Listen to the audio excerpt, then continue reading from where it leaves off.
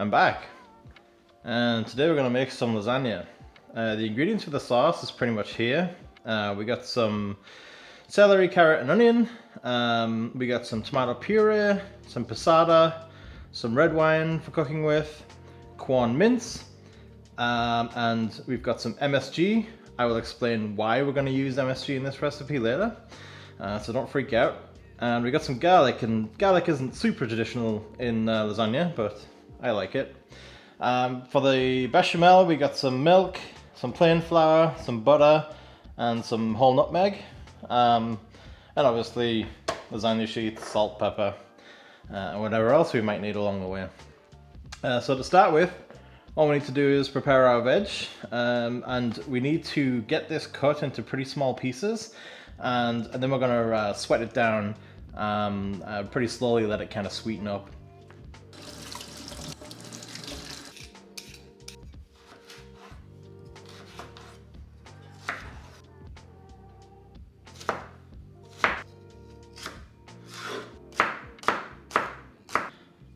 I'm not going to show you how to dice an onion.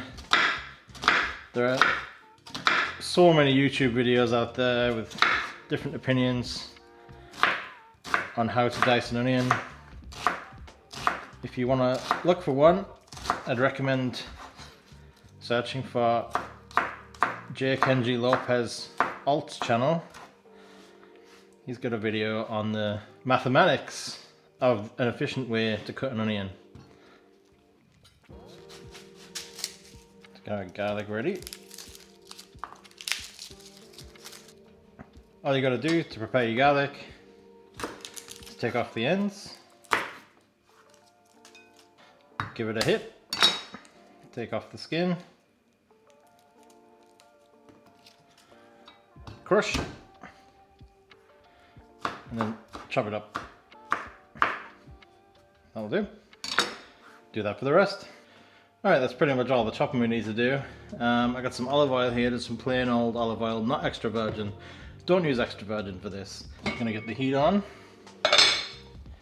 Get some oil in there. And wait for that to get hot. Alright, the oil's hot, so we're gonna start with the celery and carrots because they take a little bit longer.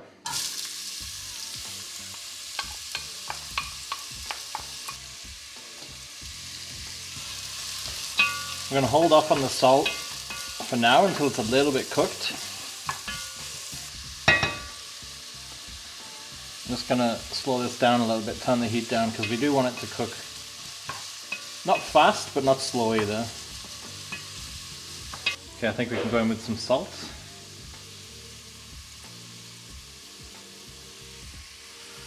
And you know what? Let's add some chili flakes too. A little bit of spiciness to this.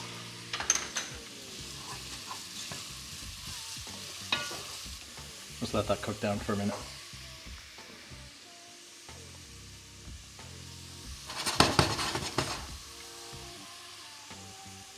Let's get some pepper in there. Just ground black pepper.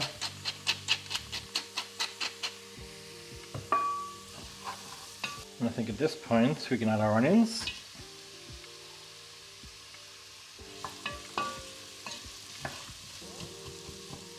Okay, we'll let that get nice and soft.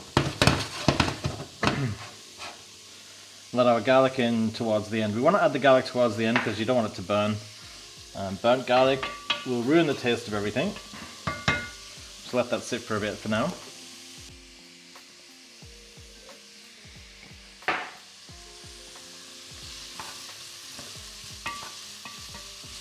Okay, that's starting to look pretty good. The onions are going a bit translucent. So let's get this garlic in.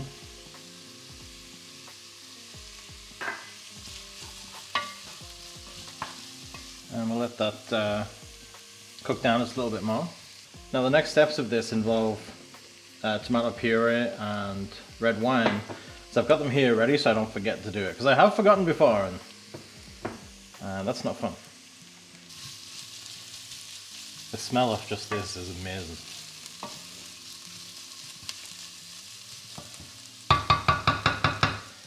Alright, we're looking pretty good. So I'm going to get our tomato puree in. I'm going to use a good bit of tomato puree. Now, tomato puree can be quite bitter,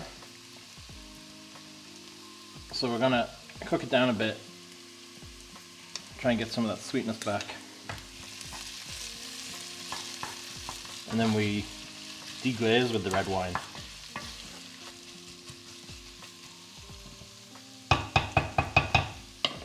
Put a bit more salt in at this point.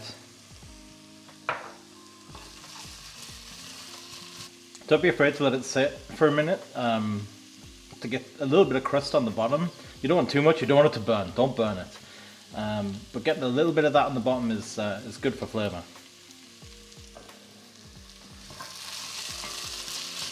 Okay, that's looking pretty good, so we're going to go in with some red wine.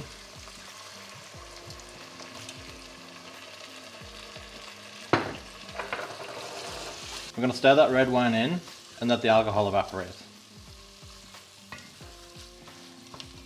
And you're kind of left with this really rich base for your sauce. Okay, now we're going to go in with the mince.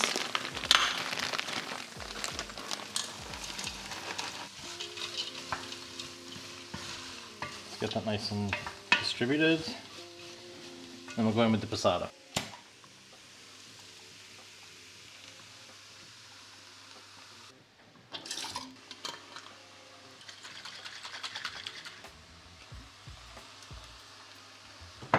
I'm just going to do one jar first and see if that's enough.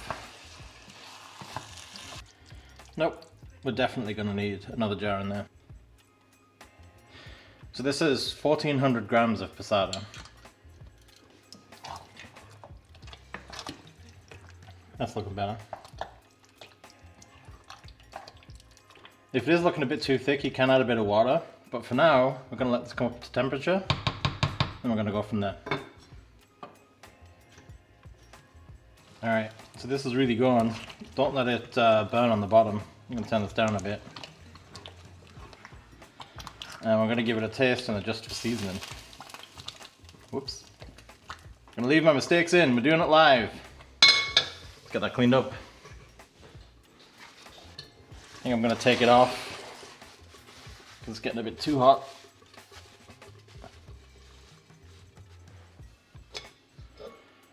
Alright. Make sure you get right to the bottom when you're stirring this. Okay, let's give it a taste.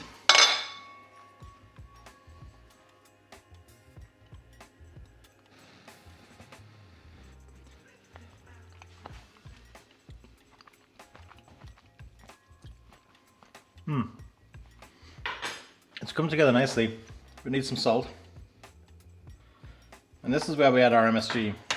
Now, why are we putting MSG in this? That seems crazy. Well, usually what you'd do is you'd use Parmesan rind and you'd put the rind in the sauce. And Parmesan rind has natural MSG. But I'm a vegetarian and Parmesan isn't vegetarian, at least not in the European Union. If the cheese is called Parmesan here in the European Union, it uses animal rennet and it's not vegetarian. So as a substitute for the Parmesan rind, we are using just MSG straight up, and that should give us some of that umami flavor back that the Parmesan rind would typically give. So I think we can give that another taste now.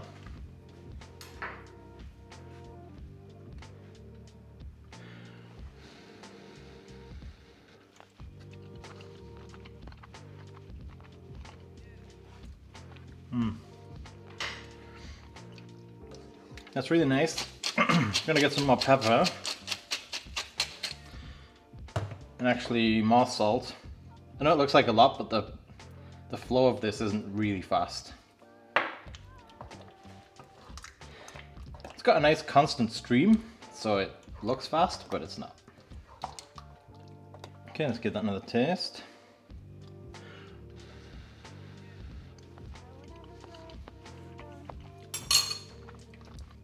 That's really nice.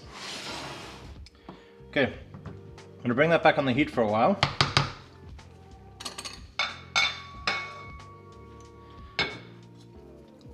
we're gonna get tidied up and start on our bechamel. Okay, the sauce is very much done. It's getting a bit too hot anyway, so I'm gonna take it off the heat now. And we'll just leave that covered. Do a bit of cleanup. Okay, so for the bechamel, we need a fair bit of butter. And all we're going to do is just melt this butter down, brown it a little bit, and then we add our flour to make a roux. This is salted butter, so I'm not going to add any salt straight away. I can always add it later. I'm going to add some pepper. I'm going to make quite a lot of bechamel. I always think I've made too much, but then I end up needing it all. Right, so now that that butter's melted, we're just going to let it brown. We don't want it to burn.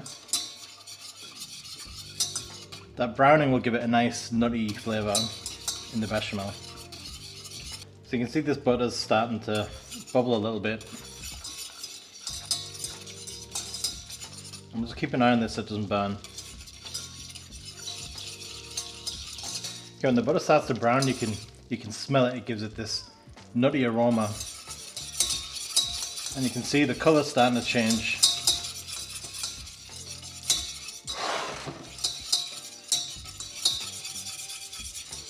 Okay. You see that?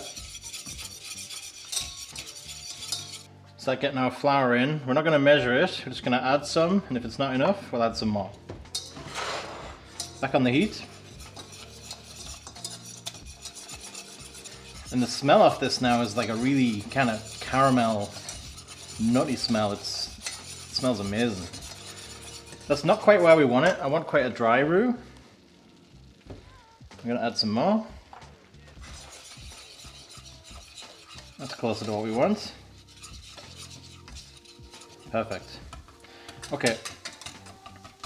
You do want to let that cook to get that raw flour flavour cooked away. So we're just going to cook that for a minute. Once this is cooked, we're going to go in with our milk. Now, a lot of people will say add a bit of milk at a time so you don't get any lumps. You can do that if you want. I ignore that. I just dump all the milk in one go. I've never had a problem, especially with the whisk. It always ends up being smooth for me. Get the milk in. I'm going to put some more in. I want quite a lot of bechamel. Now, let's get this whisked in. Make sure you get into the corners, get anything off the bottom. So when I've made a mistake before and I haven't made enough roux for the amount of milk that I've put in, and it's ended up too watery, I have fixed it by getting another pan, making some more roux, and whisking that extra roux in. I wouldn't say that's a good idea. You tend to want to follow the rule of you can always add but you can't take away. So you can always make it thinner by adding more milk. You really shouldn't want to try to make it thicker by adding more roux. But I have done it before. It is possible. Okay, before this thickens up, I'm going to give it a little taste.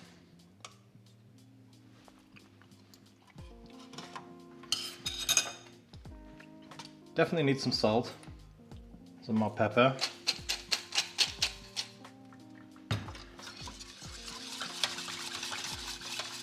You want to keep this moving for the most part. You can take little breaks, but if you stop at any point, the part on the bottom is going to get thick.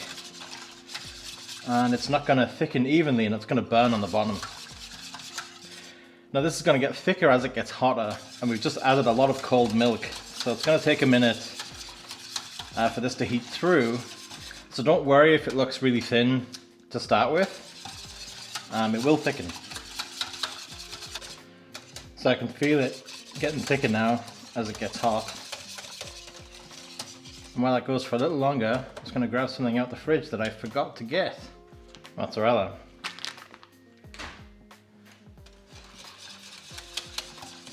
Alright, it's going to give this another quick taste. It's nice, it's got that nuttiness in the background from the butter and the creaminess from the milk. It does need some more pepper. It needs quite a lot of pepper actually. I think the salt level's good, but it will taste really good when we add the nutmeg, which will just elevate it even more. Right, this is really starting to thicken up now. Let's see where we're at. Yeah, a little bit more. Okay, we're getting to a really good point now. Really thick.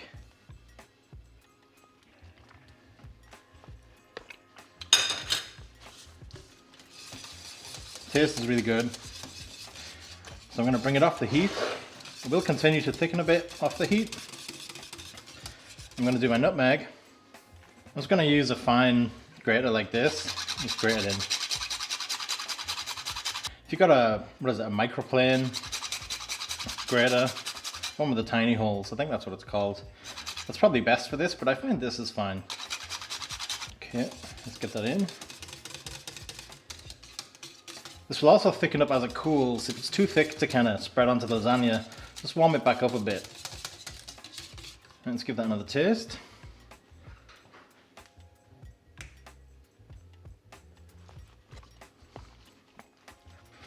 Really good. Bit more nutmeg. Actually does need a touch more salt.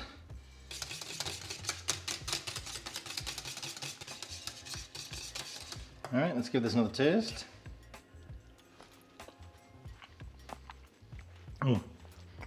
Delicious. Okay, we're pretty much ready to go. We got our meat sauce, and our bechamel. So let's get things tidied away and get ready to make the lasagna.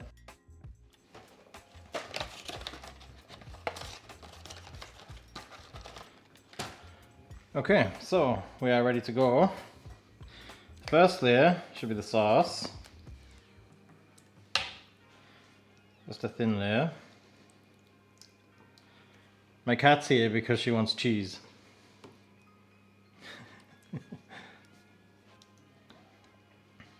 And I like doing a lot of layers in my lasagna. So I just take the corners off here so I can get them in nice and tight.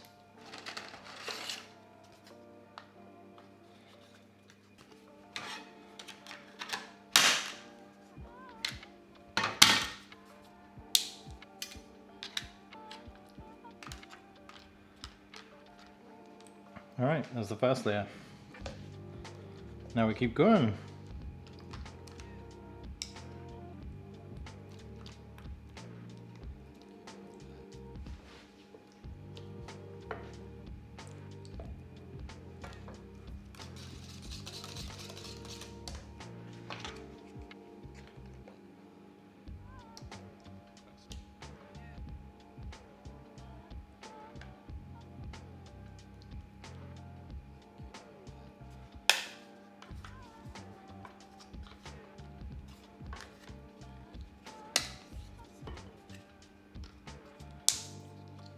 So don't worry if your pasta isn't super perfect.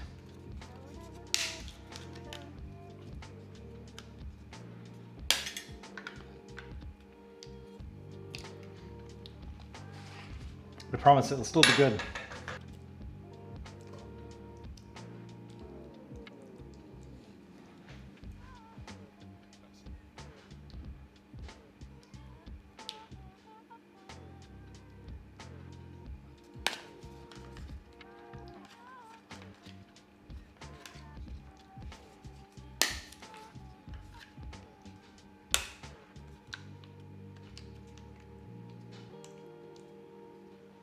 I make as many layers as I can because I feel like it gives it more structural integrity when you're actually serving it up.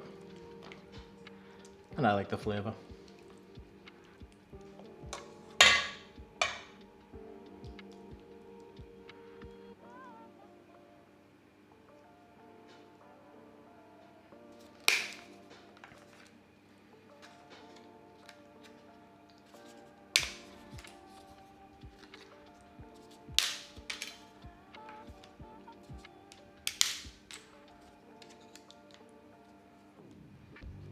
Now, I don't think we can get away with another layer. So let's get the top layer on, which is bechamel.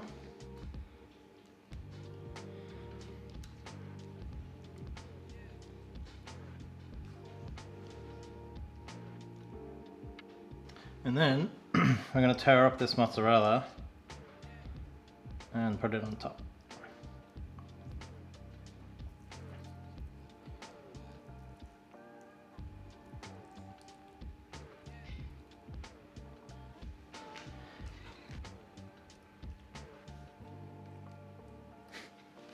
So I've got the oven going at 200 degrees Celsius on fan. We're going to go drop this in on the middle shelf.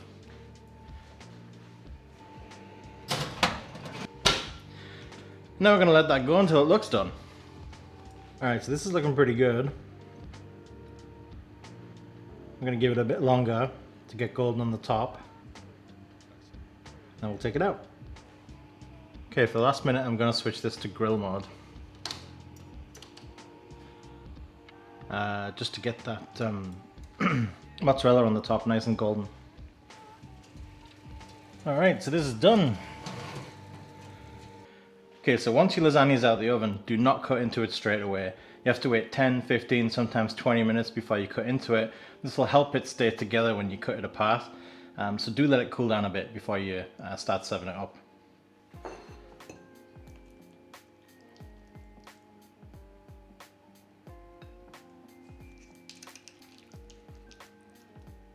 There we have it, lasagna. It's super easy to make. It takes a while because it's mostly waiting, but there's only 3 things to chop really, maybe 4 things.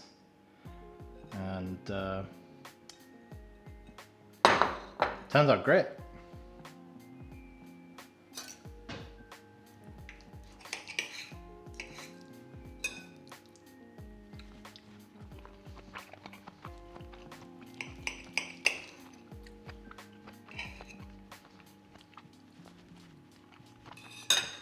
It's so good. It's incredible.